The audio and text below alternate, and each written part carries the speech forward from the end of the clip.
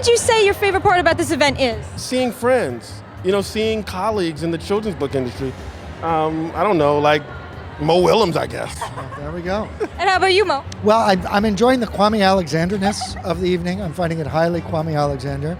I'm a big fan of the Carle. I live in the neighborhood of the Carle, and one of the great things that the Carle does is not only the way that they show art and they get kids involved, but they're now having exhibits in other museums around the country and around the world. So I think it's important to support that, Kwame Alexander.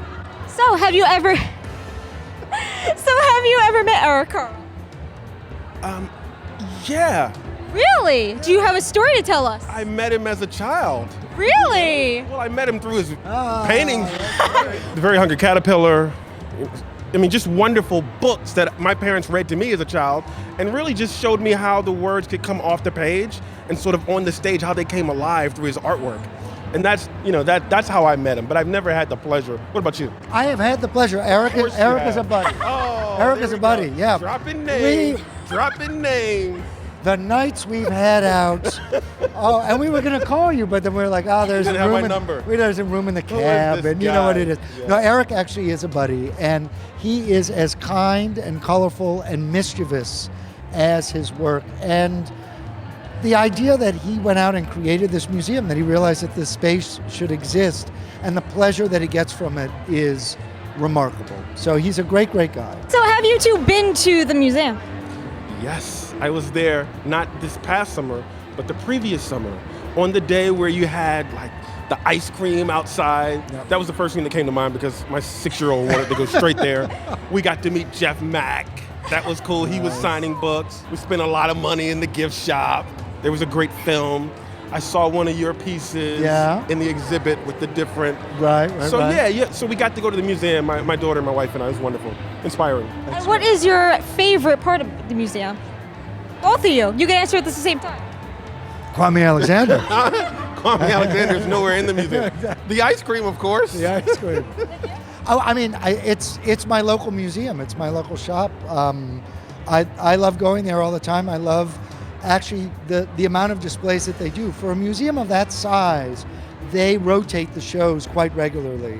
And so I'm excited. I go there as often as they let me. And what are you two working on now? Books. Well, yes, books. Okay, I know picture books, but... Movies, TV shows. Wow. The whole nine. The whole enchilada. Yeah, no. So I just finished another novel and another picture book, and I've got this really exciting project where I teach teachers how to teach poetry.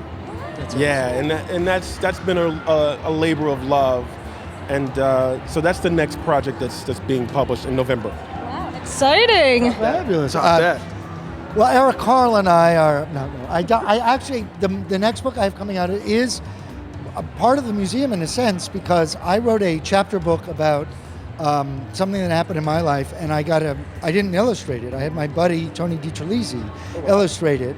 And it's my first chapter book, and I know Tony through the museum. Tony is a board member, and we're great buddies, and so it was a really fun collaboration. Tony told me what was wrong with my words, and I got to tell him what was wrong with his drawings, and it was great. So I'm very excited. It's called The Story of Diva and Flea. Wow, it looks very exciting. You're a good title guy. Very simple, but a lot of allusion, a lot of metaphor. I will take a nap. Yeah. By the way, we read that last night. Did you really? Yeah. Did it work?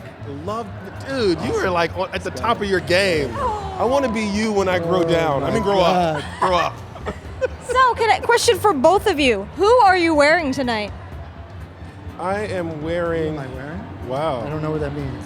I just bought this suit, and I just can't... Who is it? Oh, who made the suit? Yeah. The suit guy. The suit. You know what this suit is? No. You know what color it is? It's blue? So this year I happened to win this small award. Mm-hmm. This is my blueberry suit. Get it? Yeah. Very nice. It's very nice. My suit's name is Fred. Hello, Fred. Looks very nice on you. Thank you. I am with Emme. So how does it feel to be here today? I am so happy to be here. It's always something that I look forward to every single fall to honor picture books, beautiful high art, and reading. Yes. So what would you say your favorite picture book is? The Very Hungry Caterpillar. Really? course. And have you ever met Eric Carle? I have indeed. I consider him family. Yes. So I've known Eric and Bobby for a very, very long time, and a very special part in my heart. Do you have any fun stories to tell about them? Oh my gosh, yes, I do, but I don't know if I should be telling them on TV. But yes, when I was a very, very little girl, I was around Eric when he was cutting out the plums and he was cutting out the holes in the fruit and putting together the Very Hungry Caterpillar. And it was impressionable when I was a young child, very young child, in about 1965, 66. And have you ever been to the museum?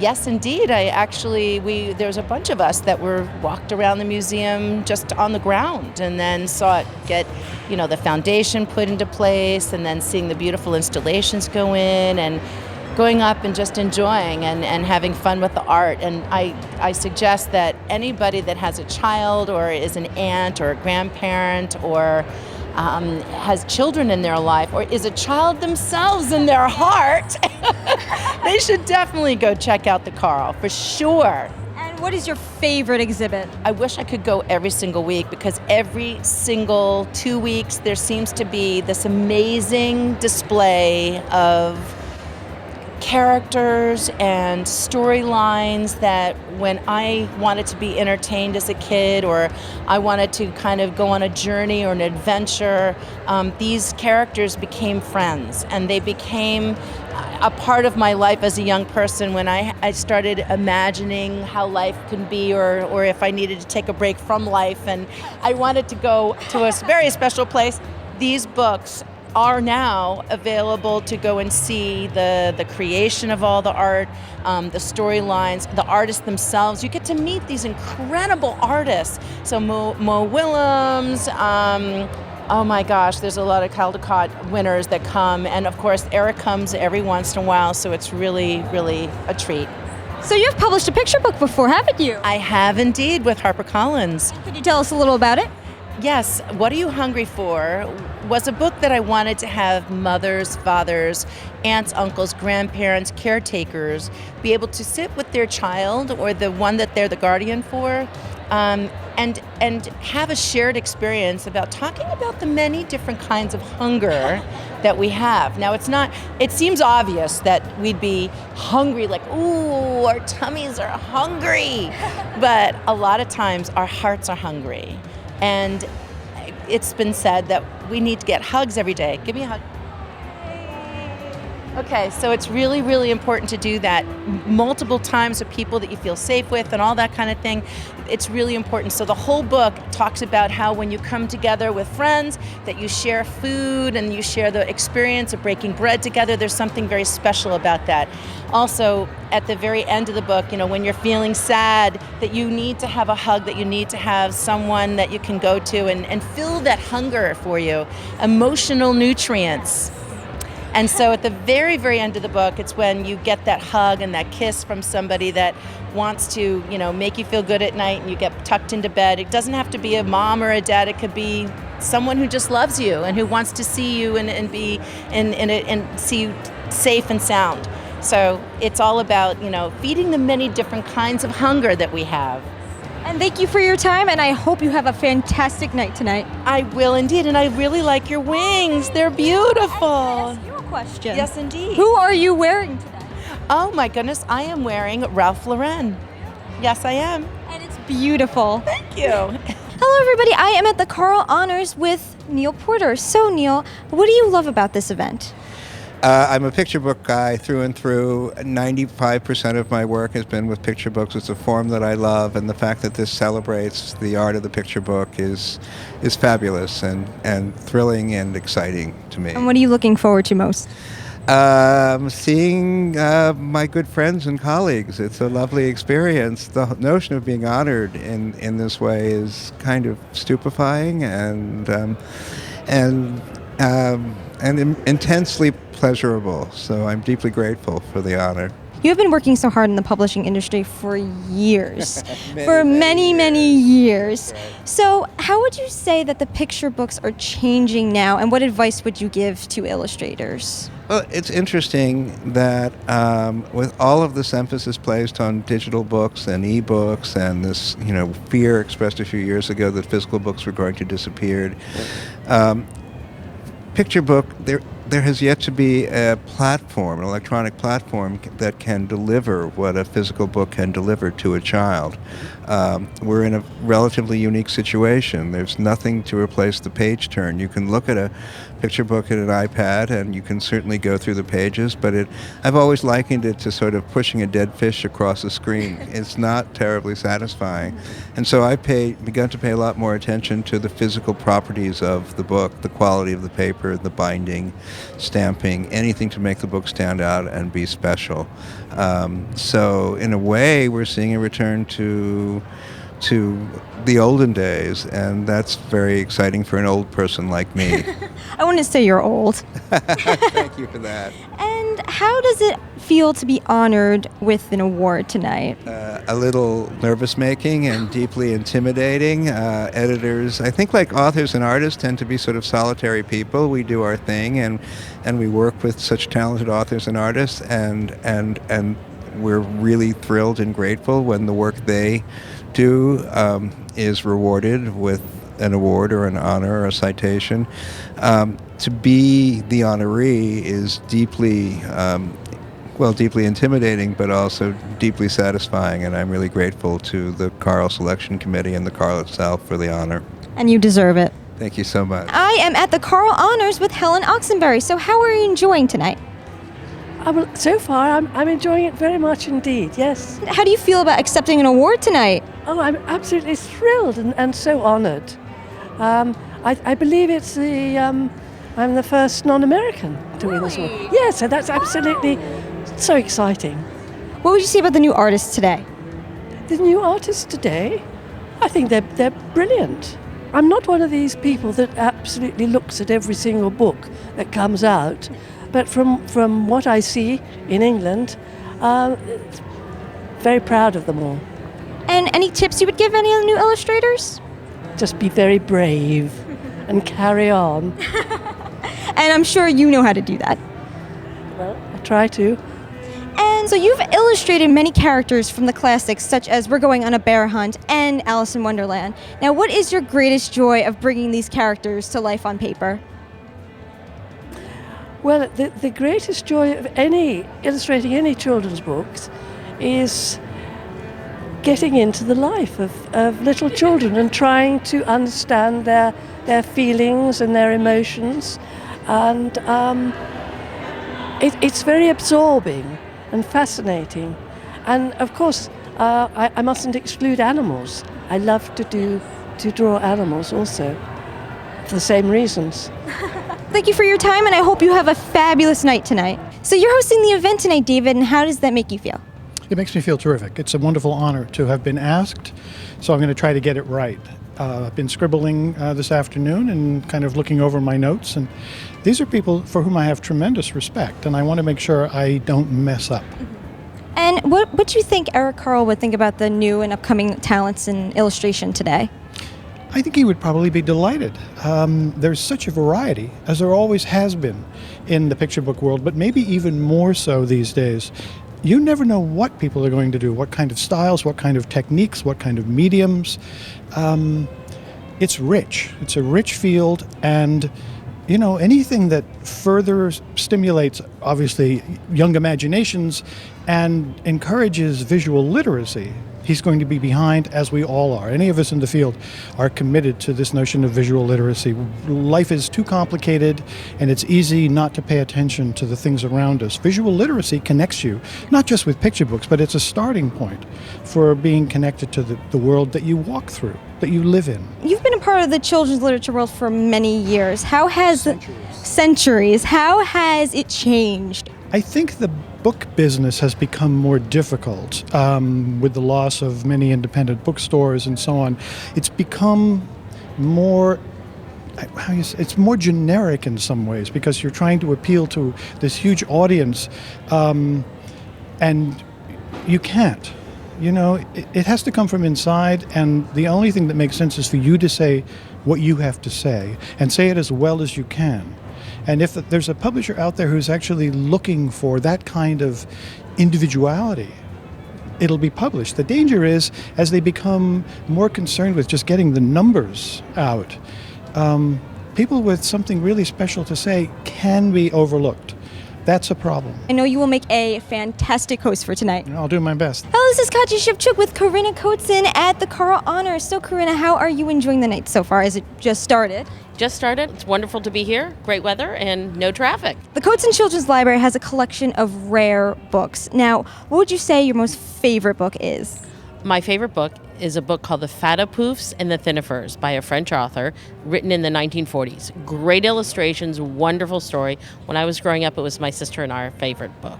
What would you think about the new talent today with the illustrations? I think it's great. I think, the more you get children to read is the most important. And if you have great illustrators and great stories, it's very important. So thank you for your time, and I hope you have a fabulous night. Thank you very much. Hello, this is Katja Shevchuk at the Carle Honors with Andrea Immel. So, Andrea, you are the curator of the Cotsen Children's Library, and what does that mean to you? Well, we have about over 100,000 items, and what does it mean to me? It means I get to have a whole lot of fun every day when I go to work. I've been the curator for 20 years, and I'm not intending to retire anytime soon because there's still too much fun to be had. I wouldn't retire either. So what's your favorite book in that collection, if you can pick one?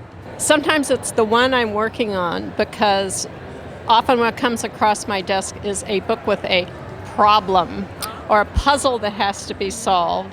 And so often it's so interesting to figure it out. Maybe it's a little piece of ephemera put out by a thread manufacturer that has Mother Goose characters on it, or it's a little public health brochure about brushing your teeth. And they just all end up becoming fascinating to try and figure out what they were for. And the rarest book in that collection? One of the rarest books we have is Tommy Thumb's Pretty Songbook, which is the first collection of English nursery rhymes. It was originally issued around 1744 in 2 volumes. No copies of Volume 1 survive, and there are only 2 copies of Volume 2, one in the British Library and one at Princeton. That's also one of my favorite books. I would love to visit this library, and I hear that you are winning an award tonight. That's what they tell me. That's what they tell you. So, could you tell us a little more about this? Well, if I understand it, the Cotsen Children's Library is being honored with the Angel Award for its work in making the picture book magical to both children, their families, but also to scholars. So we try and get people in on both sides of the door to the library. We try and get them in the reading room, and we try and get them in our public gallery space. I'm sure you have all of Eric's books in this. I have a lot. I was just looking at the Gehenna Press book yesterday of all the handmade papers, which was really, really fun.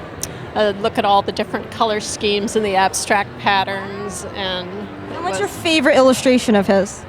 If you can choose one. No rush here. I guess I'm still stuck on when the butterfly comes out of and it goes pop. So thank you for your time, and I hope you have a wonderful night. Well, thanks. And congratulations. So how does it feel to be honored tonight with an award? It feels fabulous. I am really thrilled. And the Carle Museum is so important. And I am a huge fan of picture books for children. Ever since I read hundreds and hundreds and hundreds of them to my own children. And what were some of those favorite picture books of yours? Well, there's so many. It's hard to remember them all, but I don't know, Frog and Toad are friends, Make Way for Ducklings, Eloise at the Plaza, The Kind Wolf, Miss Rumphius. I could go on and on. Joan, can you please tell us about the National Coalition Against Censorship? Yes, I'd be delighted to. It's a coalition that was founded in 1974, which means that we're 41 years old. And our mission is to defend freedom of thought and speech and expression and to fight censorship. Schools are a very important venue for our work because it's really, the problems are happening in schools. You have parents who object to a book, they don't want it taught, and even if they are offered an alternative for their own kid, they really just don't want that book there. They think it's bad, they think it is corrupting. It just goes against their values. So those are the battles we fight all the time, and we work with schools, try to help them find solutions that work for everybody. We are so happy that you got this award because you really do deserve it. Thank you so and have much. a fantastic night tonight. I'm sure I will. Thanks so much. Hello everybody, this is Katja Shevchuk at the Carle Honors with Laura Vaccaro Seeger. So, Laura, how does it feel like to be at the Carle Honors tonight? Oh my gosh, it's an honor to be at the honors. I'm so happy to be here, especially to be honoring Neal Porter and just to be here with the auction and to have donated artwork. I'm very happy to be here. So, what would you say the best tip Neal has ever given you? Really the one that kind of changed my writing life is that he told me once, and maybe he's even sorry that he did this, but he said the book will tell you when it's done, and that is amazing advice because it really allows an author to kind of trust that, you know, if a book needs something, then it needs that time to figure it out and be the best that it can be. And what are you working on now? I'm working on a book called Blue. I've just got a book coming out right now called I Used to Be Afraid, and Blue will be out in about maybe a year and a half. And I'm also working on another book called Why, which I think both those two books will be coming out in 2017. We're excited to hear more about that. So thank you, Laura, for your time, and I hope you have a fantastic night. Thank you. I am at the Carle Honors with Marla Frazee. So how are you enjoying this night so far? It's gorgeous. I love it. I love this building. Well, have you ever visited the Eric Carle Museum? I have. I've been there. I was there about 6 years ago, and I loved it. There was some work from Arnold Lobel, and it was the Frog and Toad dummies. And that was such an incredible thing to see.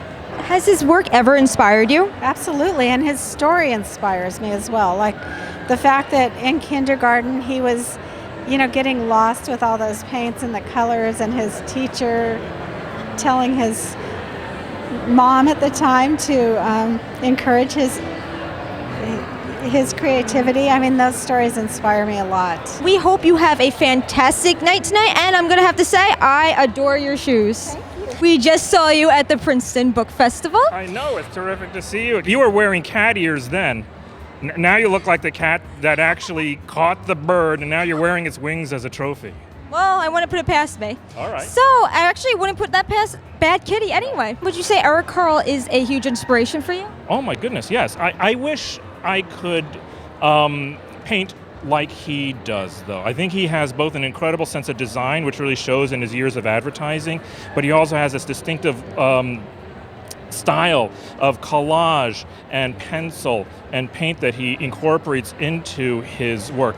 But one of the things that we neglect when we talk about Eric Carle, and I think this is also neglected when we talk about other greats like Sendak and Ezra Jack Keats, is how well they write their stories. Eric Carle uses sparsity of words to tell a story, and he uses this repetition, to develop these characters. For me, that is exemplified in Very Quiet Cricket, and one that I may not even be in print anymore is Papa, Please Get the Moon for Me, which I think is an absolutely beautiful book and everyone should look at. And have you ever met Eric Carle? I met him only once, although we kind of exchanged words through what's your favorite animal? In that one, Bad Kitty expresses that her favorite animal is Eric Carle. And it closes with Eric Carle sending her a meatloaf in the mail. The final panel is my writing a letter to Eric Carle saying, "Dear Eric Carle, you're my most favorite artist in the world. Please send me an octopus," because that was my favorite animal.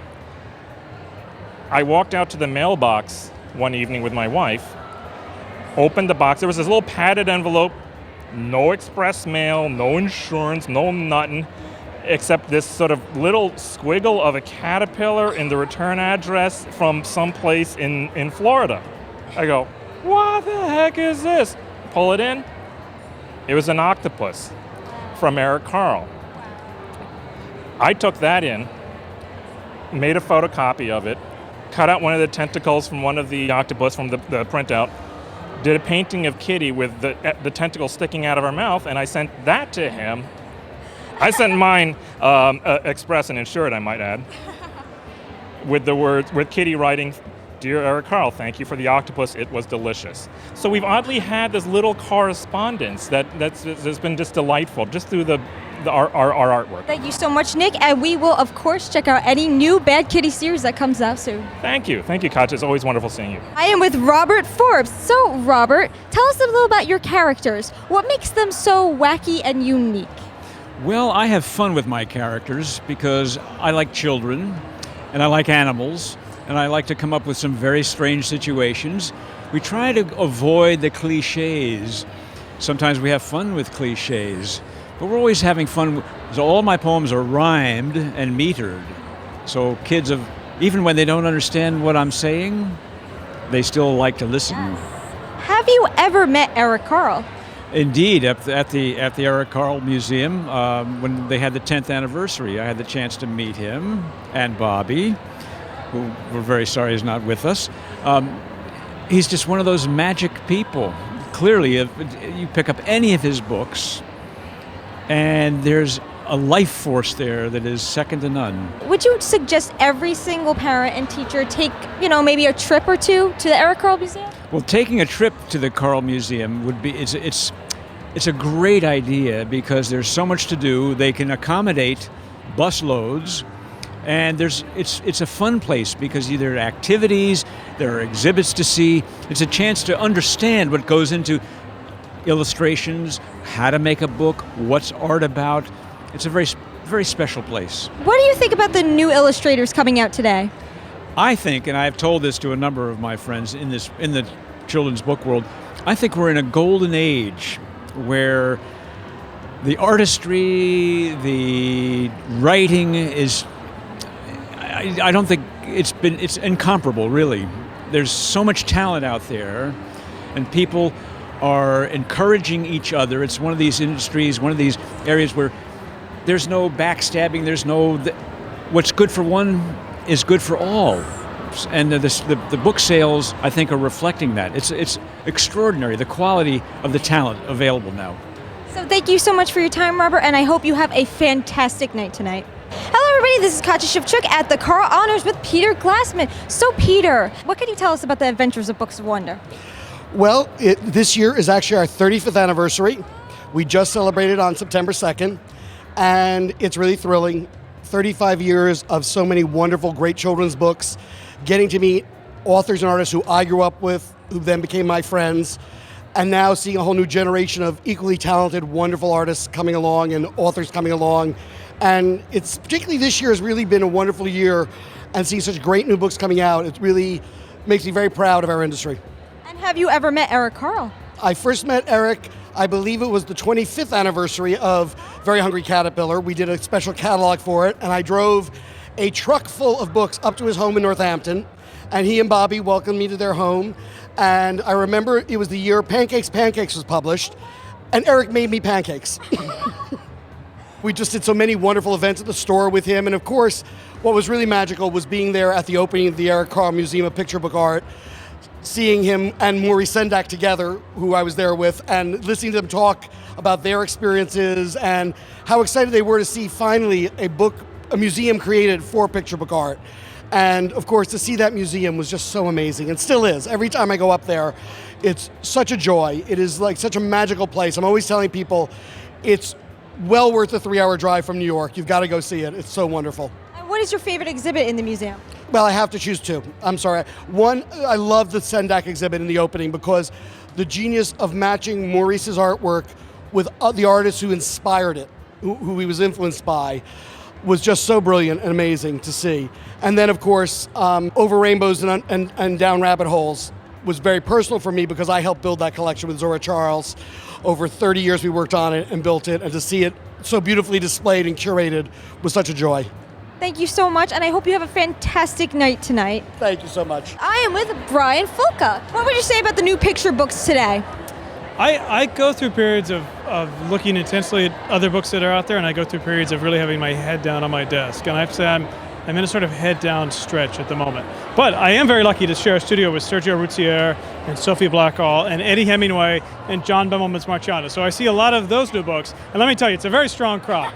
It's a very strong crop. Sophie Blackall has two really beautiful books out this year, Finding Winnie and A Fine Dessert. So, Brian, what is your favorite exhibit in the Eric Carle Museum? So I remember being there when there was an exhibit up based on Barbara McClintock's book, The Heartaches of a French Cat, which is, I mean, Barbara's work is always beautiful on the page, but to see the actual work up on the wall just deepened my appreciation for her talent and her achievements as a storyteller and illustrator. So that was a great exhibit to see. Thank you for your time, and we hope you enjoy yourself. Thank you very much. KidLit!